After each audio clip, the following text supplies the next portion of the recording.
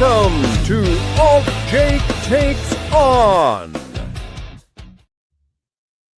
Hello again, everybody. We are back. I am AltJake. You're listening to AltJakeTakesOn. Here with my buddy George, as always. I'm going to kick it off to you, my friend. Very special episode today. Very special. I have a special guest lined up. Most of you will know him from the Stick to Wrestling podcast with John McAdam. Our special guest today is Steve Gennarelli. Steve. Oh, applause. Nice. Yeah, right. I thought that's pretty nice that I had that lined up for it this time. How you doing today, Steve? Glad to have you on. Thank you. I'm doing well. You guys probably know I'm on Stick to Wrestling with John McAdam, but I'm also on Bob Smith's Outdated Wrestling Hour a lot.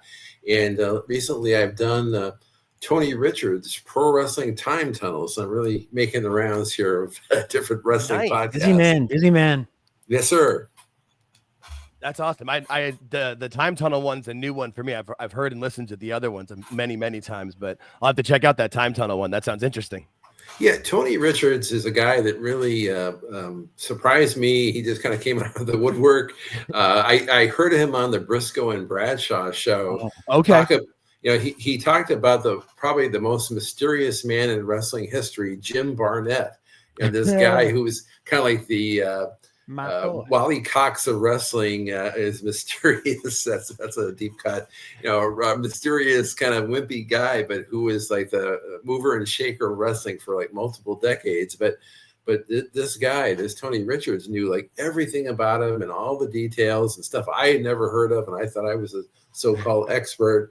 And so he invited me to come on his show, and I was honored to do that. And so between John McAdam and Tony and the great Bob Smith from PWI, I'm making the rounds of these podcasts, and it's helping me do something other than my normal job, which pays the bills. So right. Yeah, that's we do this as kind of like our extra fun and have good times with it. That's Jim Barnett's an interesting story. It's in the whole going to Australia thing. That must have been. Oh yeah. I've written that down. I'm going to check that out. Tony Richards. You got it. That sounds interesting.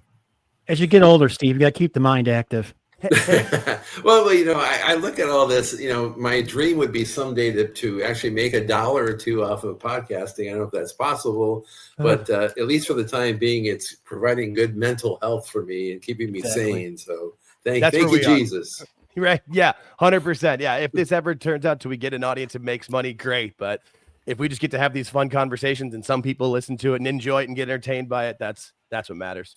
Well, you guys turned me on. I mean, I was flipping on YouTube one day, just like, just looking at YouTube to see what was being offered there. And I came upon your show with our mutual friend, Howard Baum, who's always interesting, never boring.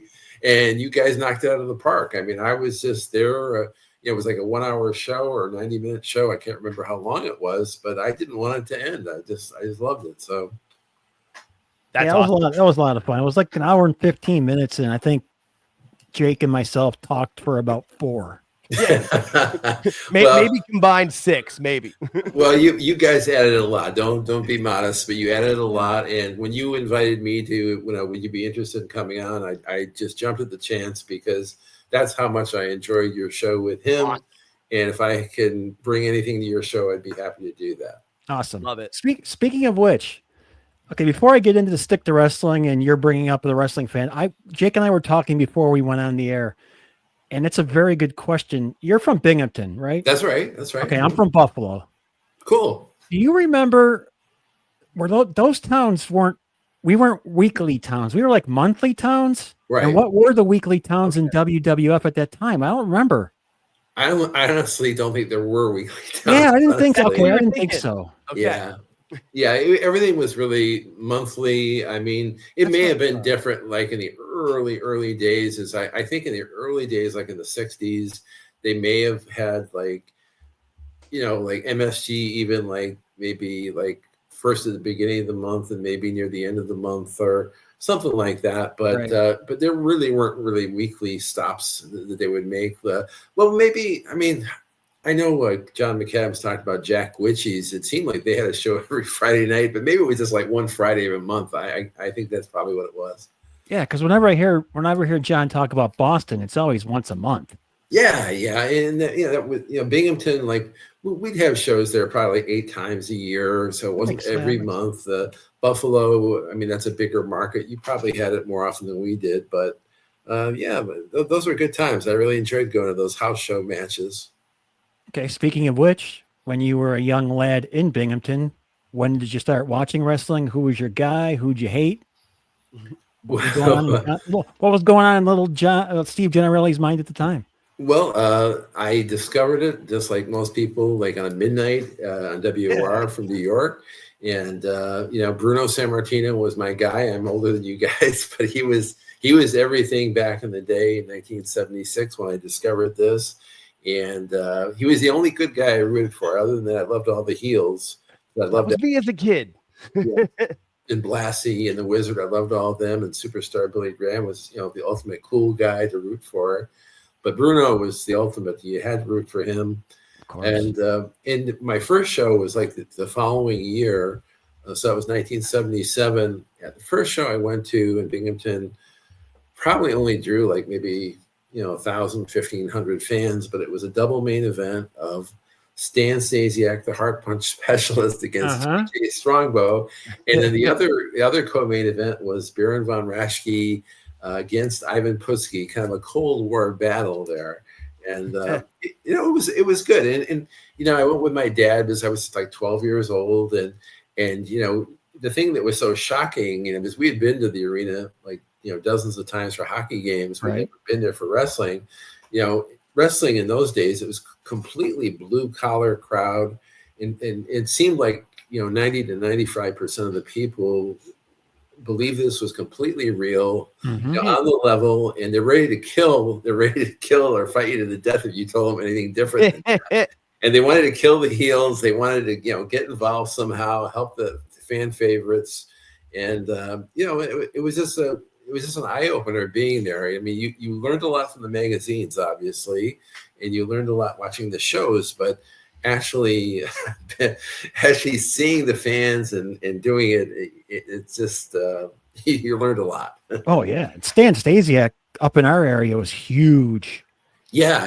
I always liked him. When we had a great guy, Frank Culbertson, on our show recently on Stick to Wrestling. He's a guy from Portland, Oregon, and Stasiak was really big up there in Oregon, where I think he retired to. And he was always announced from Buzzard Creek, Oregon, and that was his favorite wrestler. And I can see why. He was a big, rugged guy, and you really believed he was a very vicious heel. So yeah, he played the part exactly right. Oh, yeah. The heart punch. Yeah. Now, do you after you started going with your dad, now you're 12, 13, so when you start getting your license, do you start going by yourself and stuff with your buddies?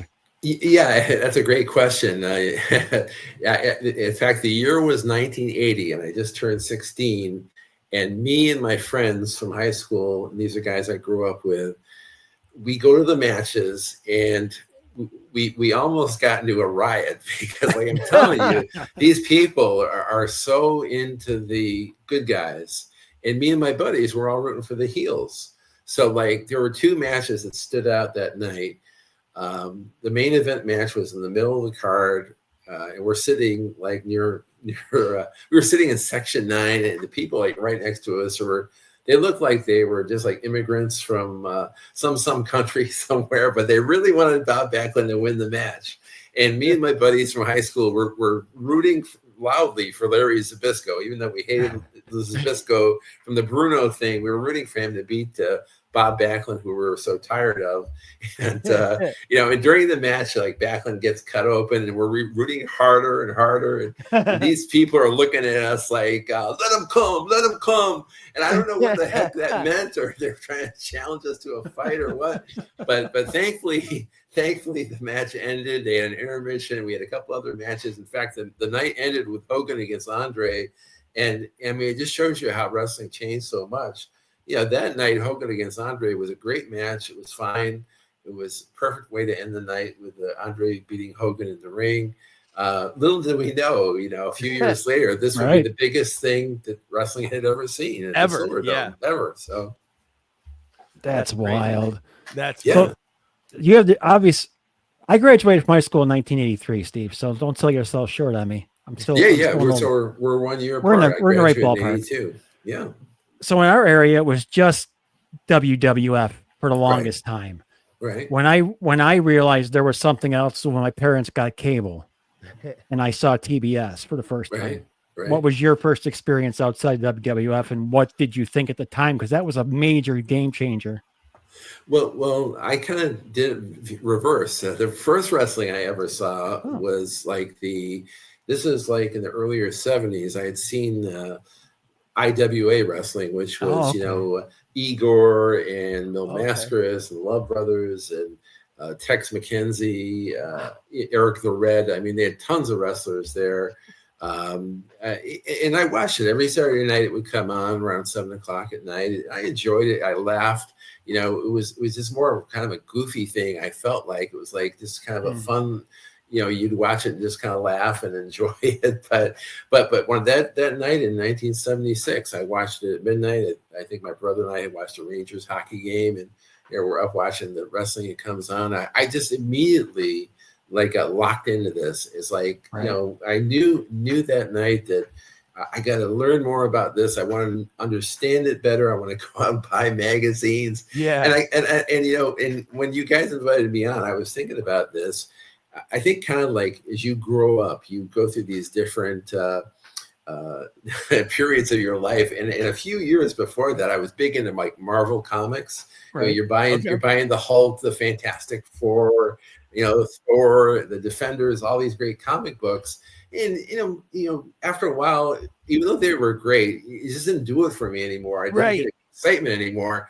But this wrestling, I'm thinking about it just the other day. It's like the wrestling kind of was like the Marvel Comics universe come to life. Bruno was like the ultimate babyface comic book hero, and all the heels were the ultimate villains that you see in the comic books, but it was more believable, more reality than of course Marvel, is it's a comic book, they can only do so much, but that's how it was in those days. And there's something just too about seeing it actually too, like when you see it, it just makes it, I mean, it's cliche, but it just makes it that much more real, even though Bruno, I mean, look at him. He was a superhero. Absolutely. And I will say this. I watched it that one Saturday night and they were hyping MSG, and it was just a matter of a few weeks later that maybe when the next MSG shows, it was Bruno against Stan Hansen. And back in those days, HBO was this brand new thing. And it wasn't where they would have all the movies all day long. They had lots of New York related sports stuff on HBO. And one of them was live wrestling from MSG. So I'm watching the night that Stan Hansen breaks Bruno's neck, and I'm watching that match. And first the beginning of the match solidified, why I should be a Bruno fan, because he's just like nothing I've seen. I mean, I know today people are critics of him, but he did this arm drag, and it was just as like a Bruno style, the steamboat arm drag. I mean, it's just fantastic the way he did it. And he's pounding on Stan Hansen. And then later in the match, the neck is broken. He's hurt. He has a concussion. He's staggering around the ring. And I'm running down the stairs. My dad's watching the evening New York news. It's on at 10 o'clock at night. I'm saying, Dad, put on, I gotta see the part about Bruno on the news here. Is he hurt? Can you tell me what are they saying about the news?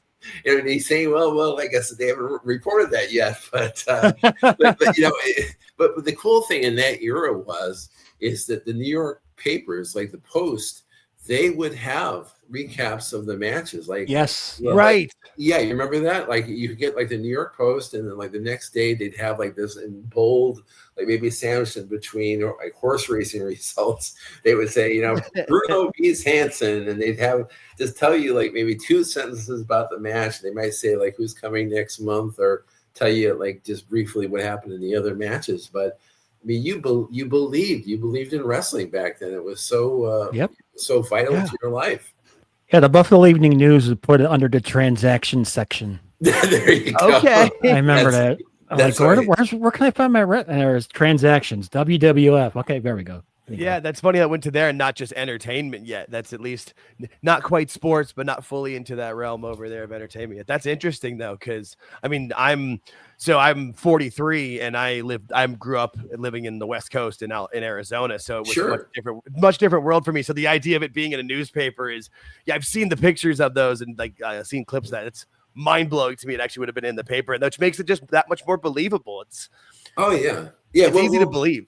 Well, back in those days, I mean, they just pushed it. You know, you believed that it was a sport. You know, you may have your parents telling you it's not, or your friends at school, or whoever, or the teacher, you know, wrestling's fake or whatever. But you know, you really wanted to believe it. I mean, you really put your heart and soul into it.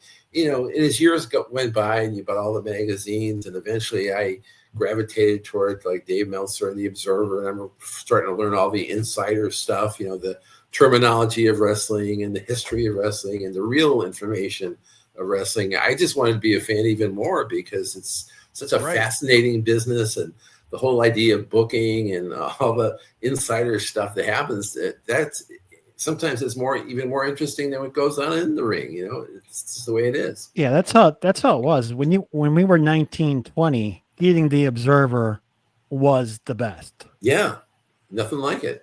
Things today have obviously shifted a little bit, but we're not going to hear to talk about that. But that was the thing. If you got that and you saw the wrestler's real name, you thought you were cool. Little things like that.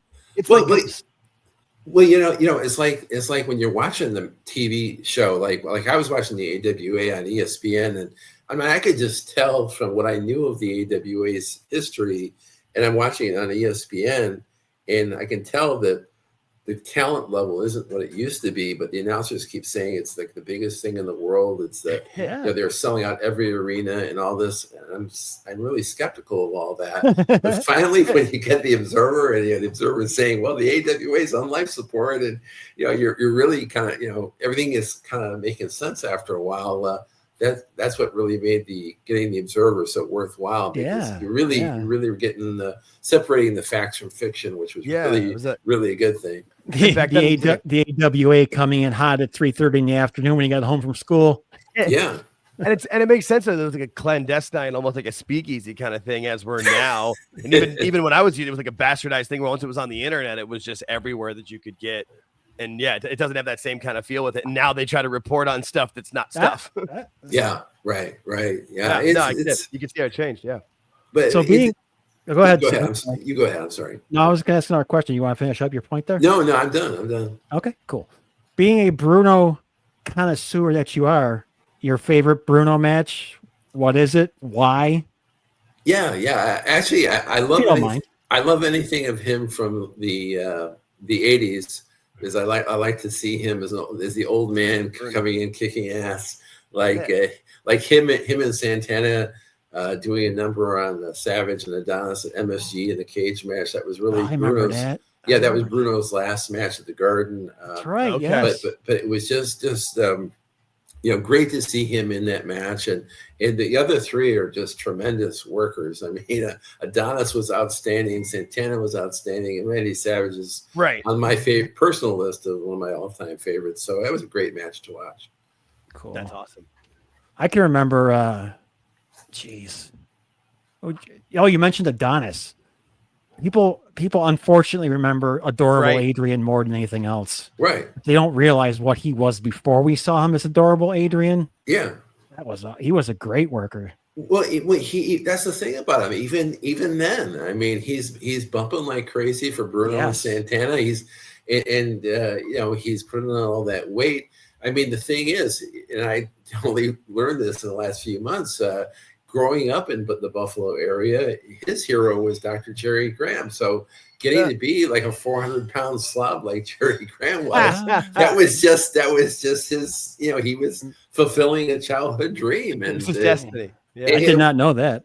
I didn't either. And he was extremely effective bumping at that huge weight.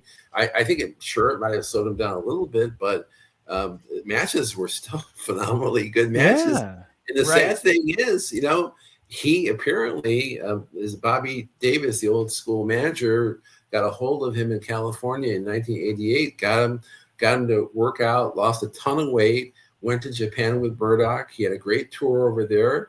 And then on the way home, he does that trip up for the Beer Man, and he got in the accident and died. But I mean, if that hadn't happened, I think he would have been.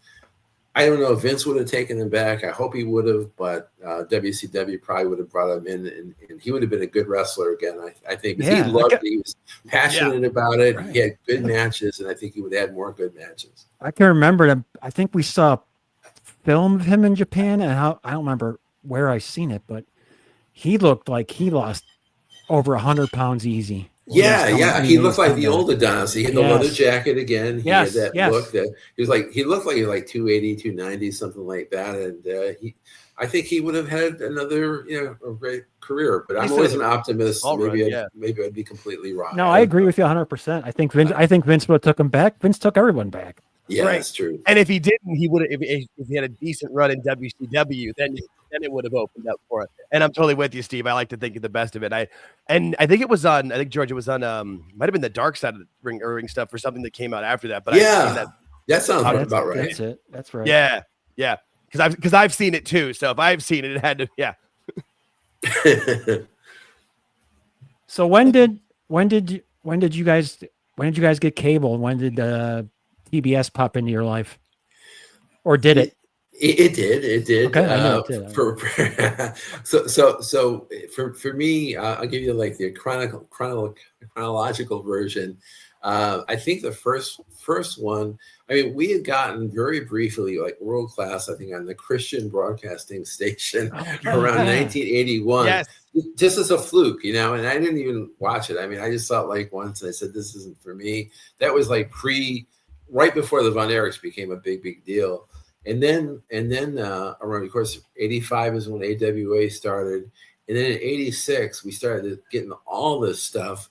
Like we got I got UWF like out of a station in Syracuse, like would come in on a scratchy, scratchy station that, one of those deals. And then we had this thing called Tempo TV that we would get, like another weird cable station that would just come on like on one of those stations that would normally be like the message board or whatever, but they had but they would have like the UWF Power Hour show that would be on like at 10 o'clock on a Saturday night, and that was phenomenal. And then we were getting like shows like the Savoldi show, ICW was on, I think it was on Sports Channel. And then I think it was 87, like beginning of 87 is when I finally got TBS.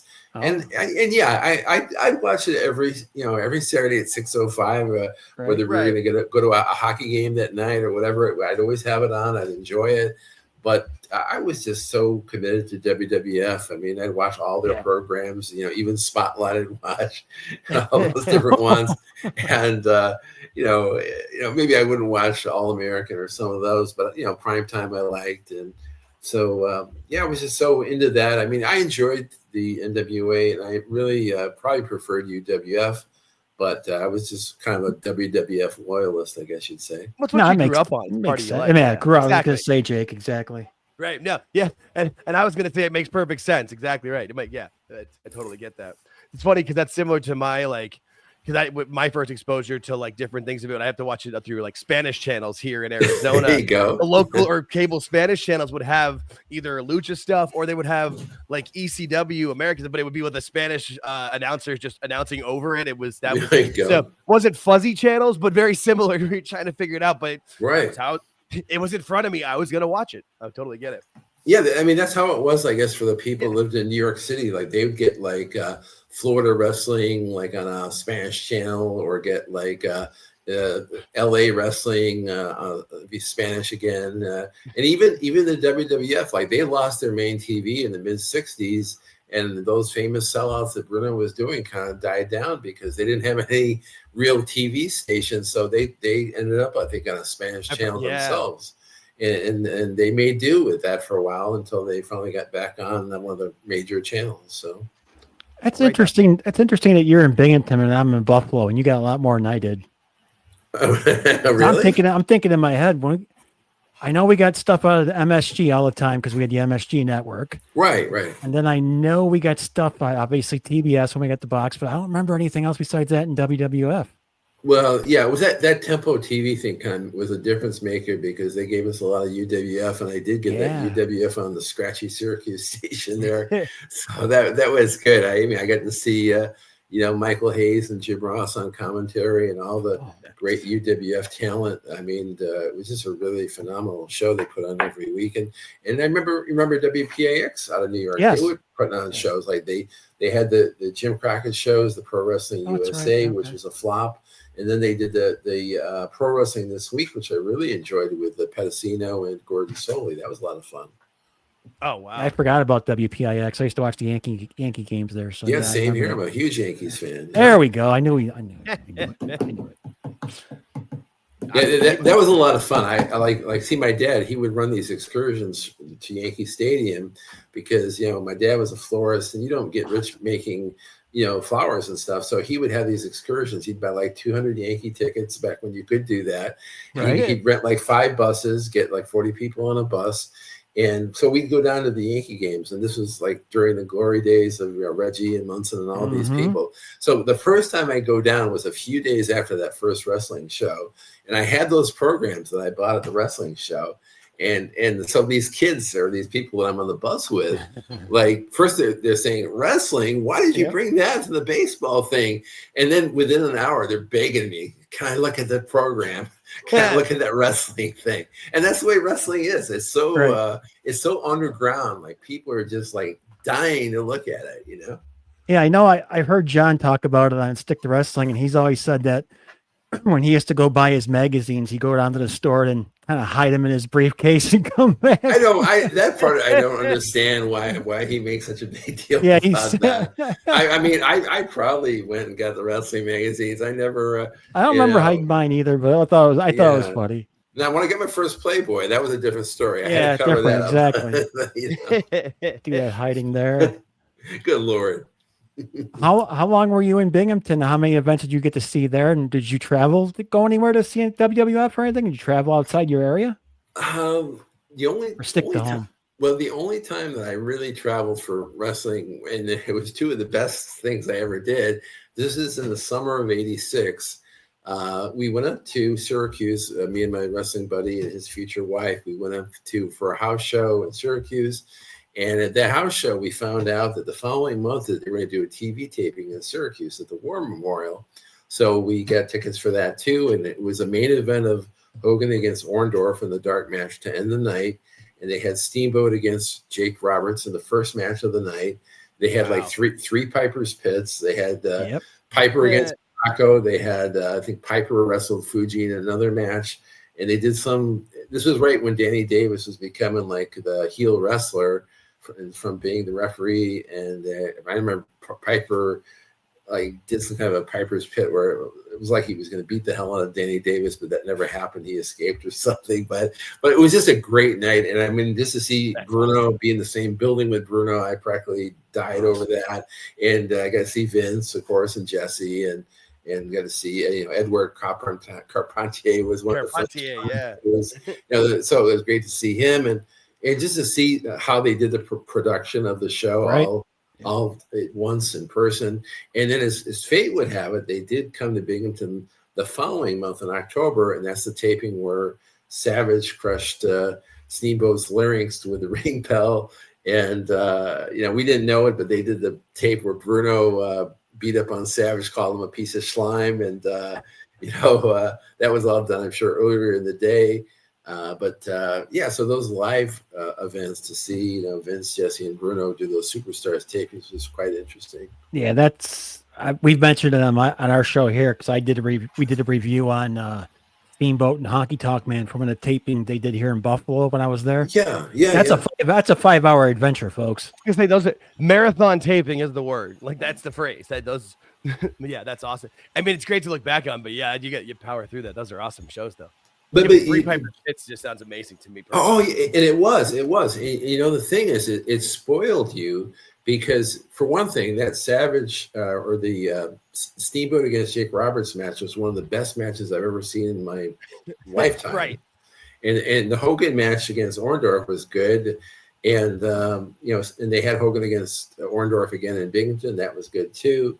And, years later, I went to a couple of tapings where I got to see, Brother Love tapings. And after seeing Piper's Pit, and then you see Brother Love a few years later, it's like, it's kind of like going to vacation at like a 5-star resort or going to maybe the Best Western down the street or something. I don't know. I was going to say like Motel 8. A little better than Motel 6, but not quite. Yeah, Motel 8. That sounds about right. Yeah. No, I mean, Roddy's on my Mount Rushmore. Like, Roddy's one of my all-time favorites. So, yeah, just 3 Piper's Pits. Like, I just, sat back in my chair. So, that just, I can't imagine. But we were so spoiled. We were so spoiled then. Like, we didn't know that he was going to retire the following year. And we didn't know that wrestling would go so cartoony and so goofy. We thought it was going to be this high-level thing that we were so used to with, great wrestlers like Orndorff and Savage, and as we get into the late 80s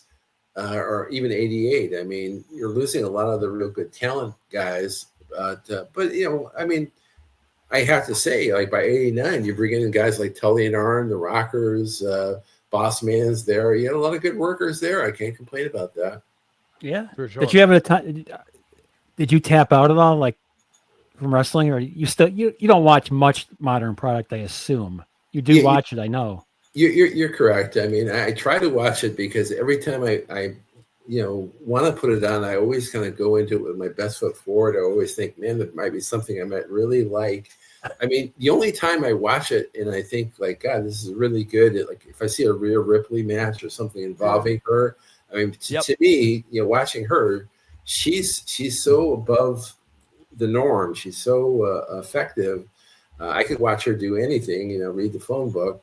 But some of these other people that are on, it's like, I know they're trying as hard as they can, and I know they're trying to entertain, but it's just such a waste of time. I mean, I just can't watch it.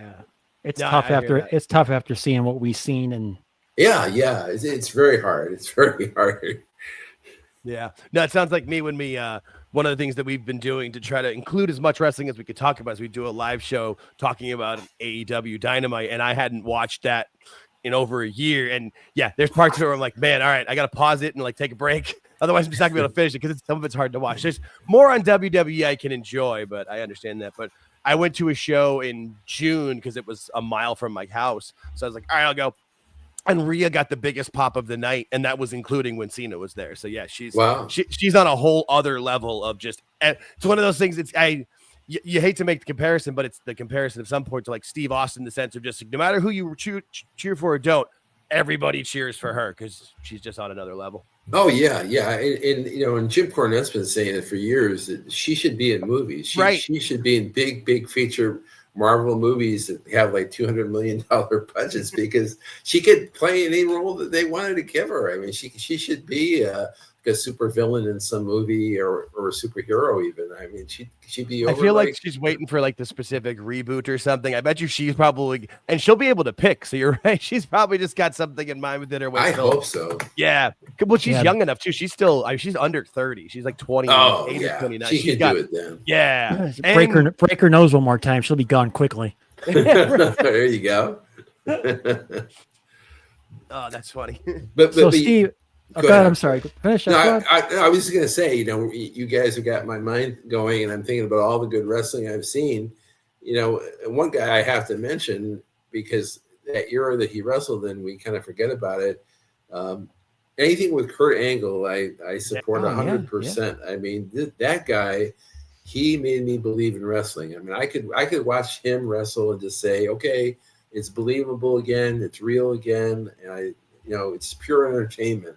He was another guy. He was like a Rhea Ripley. He was somebody so better than the entire rest of the roster. It was incredible. Yeah. It was amazing. You think if he would have got clean under WWF, that he would have stayed there his whole life?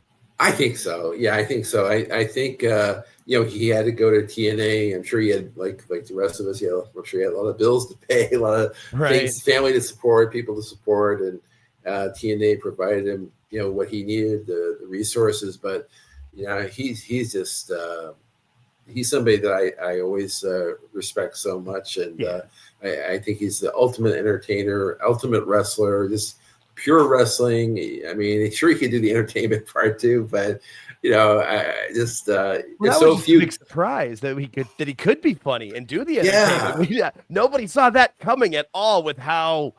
Because we all knew he was going to be a technical marvel, like he was going to be great, and Vince knew. Like I don't try to give him as much credit because we know who he is and whatever. But he knew just run those vignettes because Kurt still thought he was being a babyface in him, and Vince is like, yeah, just read it this way, and he did, and it's so perfect. And then to do all the comedy and the reason why I laughed over you, Jake, and I'm sorry, is I just remembered Austin and Angle doing that skit and. Angle wearing that stupid little cowboy hat. So hard. Yeah, or when he did the little thing with Undertaker with the motorcycle, but he's got a Vespa. Like that's just, and because he knows he's such a badass and that he could take anybody, so he can do that and make fun of himself. No, Kurt's one of my favorites too. I was at SummerSlam 2003, and it was him versus Brock was one of the matches, and the feature match was the Elimination Chamber, which was fine. But I'm like, no, Kurt versus Brock, and it's probably the best technical match I've ever seen live in person. We had great seats. We were like 5-6 rows back. That was when you could go to SummerSlam and be 6 rows back, and I think tickets were like $80. Yeah, that's reasonable. Now they're 80,000. Yeah, that's right. That's right. Thank you, TKO. Right. So exactly. So for those of you that don't know, Steve is a co-host on Stick to Wrestling with John McAdam every Friday, and I was kind of wondering how you got into that gig. Like, how'd that work out? Because I listened to it for as long as I can remember. You were never the co-host when I started listening to it, but then you are now, and I enjoy it. No, well, thank you for your kind words. So basically how it happened was he had this other fellow, Sean Goodwin, who's a good guy, very knowledgeable wrestling guy. And I think they'd done a lot of shows together, maybe 100 shows or more. And they just had a scheduling conflict. They couldn't find the time to record.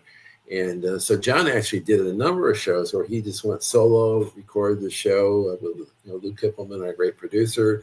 Okay. And John would bring in like a guest, a different person every week. But then I think he felt like, well, I should have a co-host. And him and I had talked just a little bit, when wrestling websites were a thing, like both Wrestling Classics and Kayfabe Memories. He would post something like, okay, these are Bob Backlund's top 30 challengers. I'm rating all his challengers. And I would do the same with Bruno or do the same with Backlund. And so we would like exchange notes and just say, hey, you did a really good job, blah, blah, blah. So he starts doing this podcast with Sean, and he said, you'd be really good to come on the podcast. And at the time, it was like I didn't have any equipment. I didn't know how to do it. But he says, yeah, don't worry about any of that. Just see if you can come on. So somehow we did the first appearance, and it went well. And, I came back a few other times. And then eventually is when, those guys couldn't work out their schedule. And he said, well, would you like to become my full-time co-host since your schedule seemed to jive with mine? And like today is a day we record a lot, which is a Monday. Right. We're both available, so we record, and it's going really well. And we have a great Facebook group with about close to 3,000 people in it that seem to really enjoy the show every week. And they leave comments, and they just talk in the group about old wrestling, new wrestling, music, baseball, anything you can think of. And it's just kind of a fun place to interact with people if they want to. Talk about things like that. So yes, it is. I'm in there. So yes, it is. Yep. Well, thank you, George. Thank you, guys. Yeah, thank you, a lot Jake. of fun. Yeah, no, I was just say we're big supporters of most of the work of the Arcadian Vanguard Network. We find I think it's really high quality. I mean, I know I'm part of it, but I think the shows that Brian Last does with Jim Cornette are phenomenal. I mean, in the 605 Super Podcast, which Brian that's his show. That's the one that kind of got me into wrestling podcasts to begin with. That was the first one I really listened to. The Gateway Podcast. Yeah, that's right. A Gateway Podcast. That's right. Yeah. And here we are all these years later. We're doing podcasts. We're talking about them. We're living it. So, and you guys have your own show, and it's going great. So, were you intimidated at all coming on with John? Because John knows his stuff. Well, part of me is saying like, I know as much as John does, but no, him and I are, I think, are equal or pretty close to equal on WWF. But I will say that I think he knows a lot of more minutia, a lot more stuff about NWA, WCW. I mean, I like to think I know a ton about like NWA wrestling in the 70s, but I know in the 80s, I think he knows a lot more. And, he's the tape trading guy. I mean, he watched all the matches. He watched them multiple times. He's, knows the stuff inside and out. I think overall, I think he knows a lot more than I do, but in the realm of the WWF or the WWF or WWE, I think we're about dead even. So yeah, I think you got him like 2 weeks ago where you mentioned something and he goes, I did not know that. And I was like, oh yeah, one up for Steve. Woo. Yeah, and we do that with each other. I mean, yeah, it's fun. Believe me, it goes back and forth like that. So, but I really enjoy. It's just like 1 hour a week, and now that I get to do a show with Bob Smith here and there, or with Tony Richards here and there, it's just a nice break from the mundane. You're working a 40-hour shift like I do during the week. I try to get as much overtime on my job when I can. So anytime I can talk wrestling, like just talking with you guys right now, it's a real treat. And it puts you in the happy place. You think about the days where you didn't have to pay a mortgage, where you didn't have to pay bills. You're just thinking about happy, good times, no stress, no nothing. So yeah, that's what we try to do around here. That's why we only talk about this kind of stuff. We're just the rest of the world has that the boring stuff or the crap that you have to think about that bothers. We're just here to have some fun, talking about things. Yeah, and that's why too. Like one of the favorite things we do is like we don't always agree on everything, but we can talk it out, have fun with it, and like it's a good compliment. Like you and John. You both have your knowledge of things, but you can kind of help each other out and learn different things from it. It makes it a good and interesting conversation versus, people that just where someone's the one know-it-all and the other person's going, okay. Right. No, it's great. I've listened to the show a few times. I wish I had more time with it, but I don't commute as much as I used to. But I've definitely. I'm a fan of what you guys do for sure. Well, thank you. Thanks for listening. Yeah, I know when it comes out on my podcasting on my phone, it comes out like Friday at like 2:00 in the afternoon for me. And I'm like on it during my way home from work. So that's always fun. Yeah. That's good. See, it's and I'm on the West Coast. I usually see it around between 11 a.m. and noon for me. That makes sense. Well, good for you. That's great. Yeah. I wasn't going to ask this question, but I'm going to. How is Lou Kippelman to work with? Because he seems like he knows a lot of stuff and we just don't hear about him too often. So I kind of wanted you to explain what Lou does. And Kippelman. He seems like the nicest guy. I don't know much, but what I've heard from when he's done the wrestling news and stuff, he seems like the nicest guy from the outside. Yeah.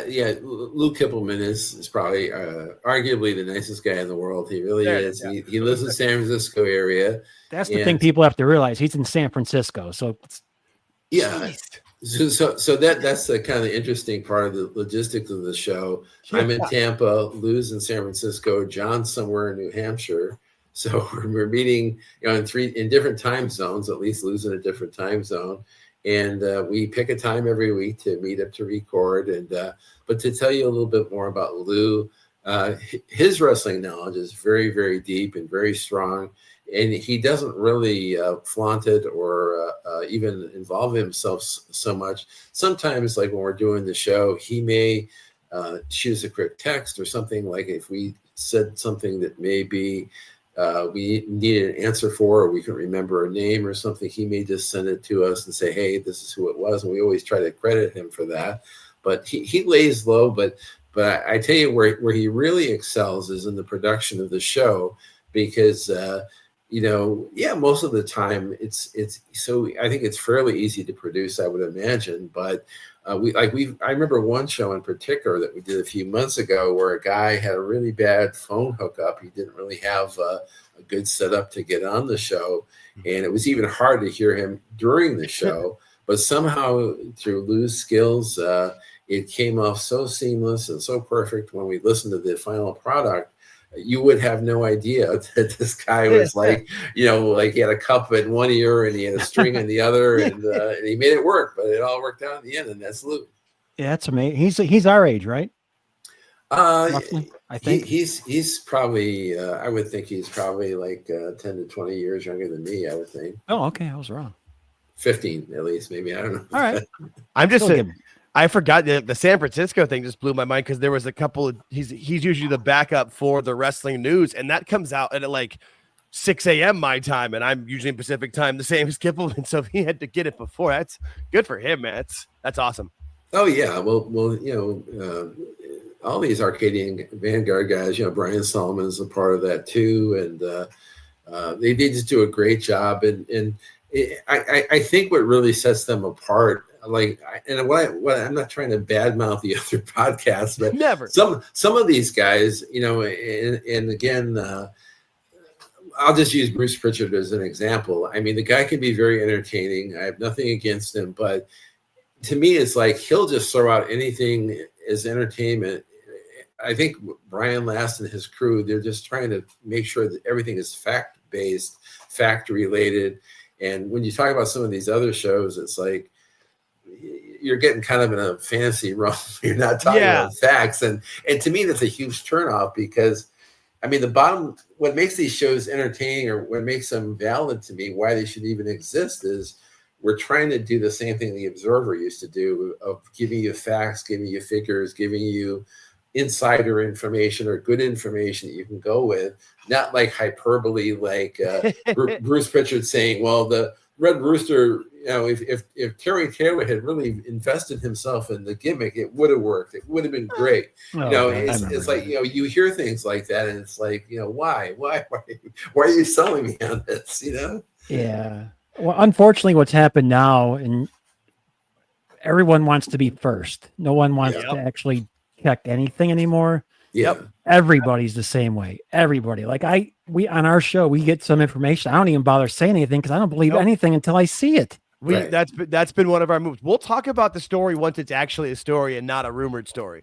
Because everybody wants to, like Georgia, everybody wants to be first. Nobody wants to be right anymore. And it's just like, well, we've talked about plenty of different stories, like once it all comes through, and then we'll kind of joke about how, well, didn't they say it was this? Somebody thought it was that. And it's rather, that's why, well, I mean, I don't know Brian Last personally at all, but I've listened to pretty much every episode of the drive-through and the experience with him. Doesn't seem like he puts up with a lot of bullshit. I mean, my family's from New Jersey. So like my mom and dad were both born in New Jersey. My dad was born in Massachusetts, but they both grew up and met in New Jersey. So I understand where Last comes from, and I respect that. And it seems like and that's the quality of the product. Yeah, I mean, I'm new to the editing process of it, but I figured out how to do that. We've had a few small issues with our sound at different points, but I've been able to at least improve it where I can. And it seems like he hires professionals. So that's well, he takes great pride and he takes great pride in his product. And I think that's why you haven't seen any 605 Super podcast shows, because he's putting so much into these Cornet shows that he doesn't really have the time to do any other shows. But I got to respect him for really maintaining that high level of quality. Right. Steve, would you consider yourself, I'm going to change the subject in the middle of nowhere. I'm sorry. No, it's great. Would you consider yourself like a wrestling historian? No, not really. I mean, I would like to maybe someday, but I'm more of just a fan, a very engaged fan who has read as much as I can. And but I'm not really, I mean, a historian to me is somebody more like a Brian Solomon or Tim Hornbaker, a guy that would write those really high quality books. George Shire for the AWA. I mean, there's tons of them out there, but I'm just more of a fan that has a decent knowledge base. That's what I would say I am. I get you. No, it's kind of why I've kind of labeled myself as like a pro wrestling conversationalist. I can talk about it pretty much to anybody, but I admittedly don't know nearly everything, and I won't try to act like I know what I don't either. I'd rather learn. That's why, like with you and with Howard, I've shut up most of the time because I'm like, this is great information. I love it. That's what I'm here for. Well, it's fun. That gentleman I was telling you guys about, Tony Richards. That I was been on his show. He wants me to come back again. This guy knows tons of stuff about the early days of wrestling, how it all emerged. Who were the promoters? What happened in the South. I mean, the different areas that I'm not as familiar with. I know the pretty much the story of the McMahon family and their story, but I don't know all the other promoters inside and out. But like a guy like Tony Richards probably does. So talking to him, I'm learning a lot. He doesn't really know much about the WWF, so he enjoys having me on. That I works. can contribute in that regard. Right, but we're all learning, and it's fun to hear. Like on our show, when we have a Brad Breitzman on talking about the AWA, I always enjoy that. We had our Frank Culbertson talk about Portland wrestling. I mean, people that talk about these areas, it's really cool. I mean, it's especially these areas. Portland wrestling is dead essentially. It died in the early '90s. AWA died around 1990, and you're learning so much from these guys that come on that are experts. It's kind of fun. Yeah, you've worked your way right into my next question. Thank you. Right. If you had a choice right now to go back and pick an area or era of wrestling that you could watch no matter where would you go? Well, that's a great question. Let me think about that one. Yeah, because you just mentioned a bunch of areas, and I was like, man, that was perfect for my question. I like that. Yeah. Let's see. Because there's a bunch. I mean, yeah. Well, and while you're thinking, it's kind of cool when you talk about that type of like areas like that, because Portland wrestling, like you said, it's been dead for so long, but it does have such a rich history. So when you have someone who lived it around it, it's really cool to hear information, that firsthand information. It's definitely. Oh yeah, and guys like Frank Culbertson, he's so passionate about it. I mean, he sent me books, like real books. They're like history books about the promotion, and it's just so nice to have them on the shelf. If I ever wanted to. Just go back to that and read about the promotion. It's just such a rich history there. And I hate to think that someday there won't be people like me around that are interested, that all that will just be a fond memory of somebody. But that's why shows like yours is important, because we're telling people about it. We're letting people know that there's these great things you could get invested in and involved in. And hopefully new fans will come out. But as far as your question, where would I like to go back to? I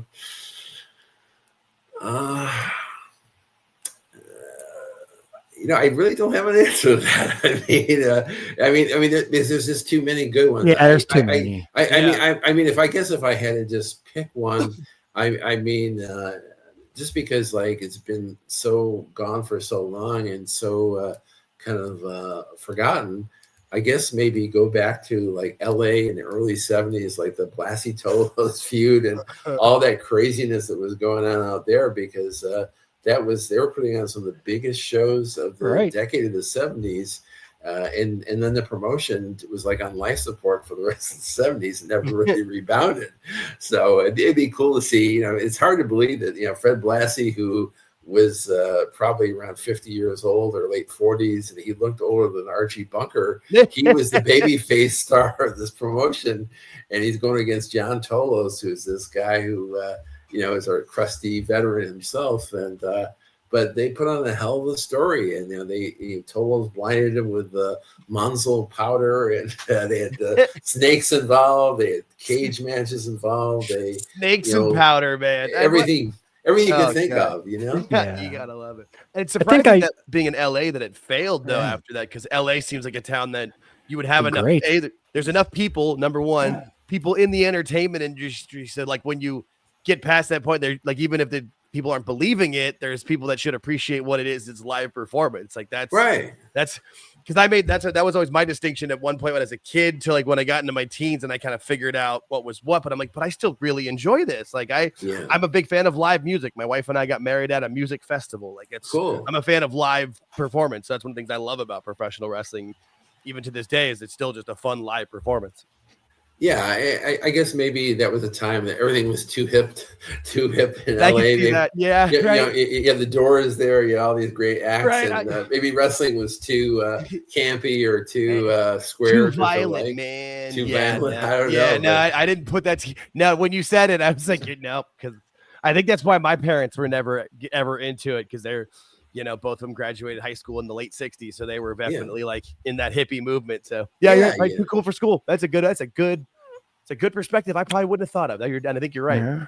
I'd love to go back and catch that Dory Funk's territory. That's a favorite of mine too. Amarillo. Yeah. Yes. That's really cool. I mean, just guys like Nick Kozak, you hear about these veteran guys that work there. I know Laura Alfred Hayes was a big deal in Amarillo a lot of the time. And he was just a tremendous worker. I mean, just whether he's just a heel persona or a great worker in the ring, he worked a completely different style, that English style. But yeah, Amarillo. In fact, the Tony Richards I'm telling you about, he's writing a book about Dory Sr. Oh, wild! And that's gonna encapsulate everything. I mean, that's going to talk to you about the old days with this guy, Doc Sarpolis, who was one of the original guys who invented stuff like the Texas Death Matches that are so commonplace today. And hopefully, Tony's writing the book, not me. Hopefully, he'll take it right up to Dory and Terry and tell you their story too. That's the way I would do it. But I think that promotion is so interesting and such a forgotten territory because Amarillo, the promotion itself died around 1979 or 1980, and that was well before the big 80s boom in wrestling. So, and there's so much history in there. There's so many things. Rich history, I'd love to get it. I'm going to look forward to that when that book comes out. I'm going to be all over it. Yeah, no, that's definitely. I'm not sure what if I was to answer the question. I think for me, I don't know. The stuff that I've seen of like Dallas when the Von Erichs were hot just seems like that was just so interesting and so much fun. And what? I know John McAdam is he's a big mark for like Gino Hernandez and Chris Evans. He likes that. Yeah, that stuff. I haven't seen all of it, but I consume as much of that stuff as I can. But it's a good question, George. I like that. Great question. I do try. Yeah, no, that's what we try to do. We try to be a little bit, different around here with it. And that's why George and I are the same way. We're similar but different enough where we can have a good dynamic and make the show work. And yeah, having way too much fun with it. And I didn't realize we'd gone. Yeah, so I was going to say. So as we wrap up our hour, Steve, where can people find you? What's going on in the world with Steve Gennarelli? And just do what you got to do, my friend. Well, thank you. Thank you for the plug. So every Friday, Stick to Wrestling with John McAdam comes out. It's all over the place. So you can just put it in your browser and search for it. It's on all the web channels for podcasts. I also do the Bob Smith Show, the Outdated Wrestling Hour, Outdated Entertainment Hour with him. We talk about old TV shows, old movies, old things. And then the Tony Richards, the Pro Wrestling Time Tunnel. He has a new show every Wednesday morning that comes out like at 7 a.m., I believe. So I might be on it like once a month or once a quarter, but I'm going to be on there from time to time. And this is what it sounds like. Oh, you're good. No, sorry. I was showing off your channel, the Stick to Wrestling channel on YouTube for you. Yeah. Actually, well, thank you for that. Yeah, we used to have a lot of those episodes up on the YouTube channel, but I think they haven't been added in a long time. So it's probably like mainly old episodes, and I may be in some of them. Probably Sean's in a lot of them. But yeah, if you just go to any of your Google or just Google Stick to Wrestling with John McAdam, and the podcasts come up, you can just choose which way you want to listen to it. But actually, I go to McAdamPod.com. That's the website for the show. I do everything on Spotify, yeah, and they just come up, and the show is usually an hour to sometimes it can be close to 2 hours in length, but we talk about usually one wrestling theme or topic. We usually do a WWF theme show about their month and their expansion. Like right now, the next one we're going to do will be November of '85. That'll come out in about 2 weeks. But we try to have a little bit of everything. I mean, he recently had a show about World Class that I wasn't invited on or wasn't available for. And some of those shows about other promotions, I don't mind if I miss them. I may not be able to contribute a lot. But he has a lot of excellent experts on the other territories that I enjoy seeing. And we have one fellow, Todd Goss, who's our Mid-Atlantic expert, and he hasn't been on in a while, but I'd like to have him come back, as he knows everything. He's seen Wahoo against Johnny Valentine in person, which he said was the ultimate wrestling match, and I agree with him. It must have been the ultimate match to see. So he's a guy I enjoy listening to and hearing what he has to say. Yeah, I do love how Stick to Wrestling. You guys picked right now. You're in 85, right? That's right, 85. Yeah. You take the month and you just go through everything. I love that. I think it's so, because I can remember it all obviously happening, and then you guys are playing it back, and John's got his tapes or whatever from the old days, and it's perfect. Oh, that's Well, it's a lot of fun, yeah, and I'm hearing it. I'm hearing stuff I haven't heard in 40 years. Old interviews, and to hear all the the music cues there from Billy Ocean and Cyndi Lauper and all these Thompson twins. These things that were so popular 40 years ago. It's kind of I can mark out for that myself. Yeah. Plus, the best part of that original music's gone now, Steve. They can't get it to us anymore. They can't get on the streaming rights. That's why I was surprised when they brought back Saturday Night's Main Event. It still has like the old Obsession music. Like that's I was surprised because I guess they weren't so cheap for a change. They paid a fee for a change. So I feel like you have one or two, but and I think because they got it for just the show, it's different. Because when you try to get those streaming rights in perpetuity, that's why they get the shitty remakes. Yeah. Well, like with CM Punk there, his theme, that was a real popular song. Like Cult of Personality. Cult of Personality. Yeah, that was a huge song. Like in '89, I think. I think it came out in '89. Yeah, I remember it like in the early '90s. That was big around that same time. Yeah, it's similar. It's like it's not that. Yeah, it's like that funk rock revolution, like them and like the Chili Peppers and some Rage Against the Machine. Because that was probably one of like. When he came back with that, I think that was probably the most surprising thing that he got out of that Vince deal when he came back was just licensed music. Whatever else he got, chocolate, ice cream bars, whatever. But to hear licensed music on a show and on WWE is like, wait, what? Well, when I was watching that with my wife, I think one of the wrestling shows where that Cult of Personality played, and she always reminds me. Apparently, she went to a Rolling Stones concert at the old Sombrero here in Tampa before the new stadium. She saw the Rolling Stones. She saw In Living Color. She saw Starship, which she said everybody booed Starship. But I like that group that does that the song that CM Punk does. I enjoyed that song. It's a really cool song. That's one from the '80s that's really held up really well, I think. Yeah.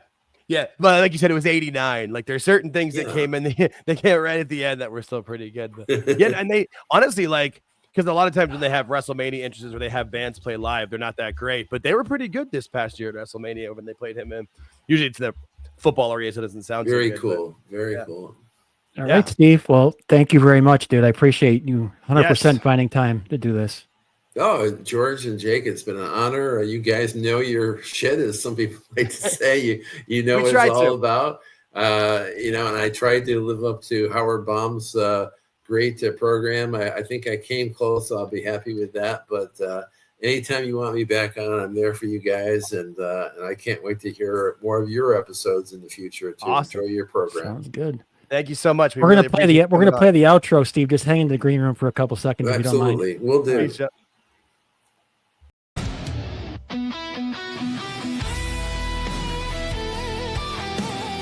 We appreciate you making it to the end of the video. Please hit the like button and subscribe if you haven't already. Thank you.